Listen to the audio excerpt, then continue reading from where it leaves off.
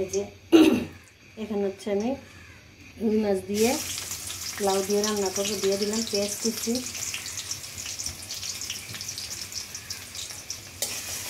পেঁয়াজ কুচি ভেজে নিই।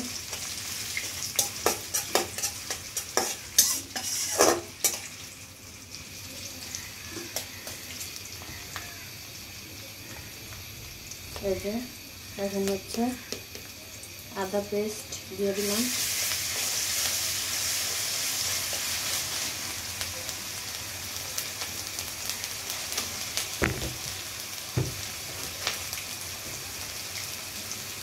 পরিমাণ মতো সরষে বাটা দিয়ে দিলাম,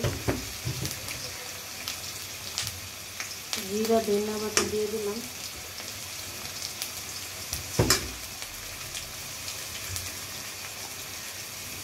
হলুদ গুঁড়ো দিয়ে দিলাম পরিমাণ মতো,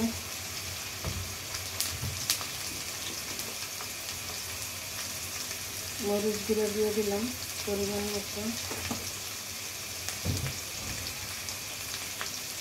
স্বাদ মতো লবণ দিয়ে দিলাম।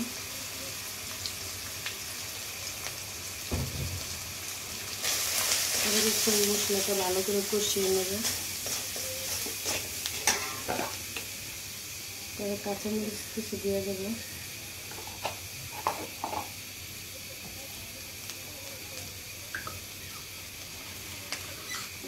মশলা কষানোর জন্য আমি একটু পানি দিয়ে দেবো। মশলা কষানো হয়ে গেছে, এবারে লাউ আর আলু দিয়ে দেবো। যে ঢাকা চাপা দেবো।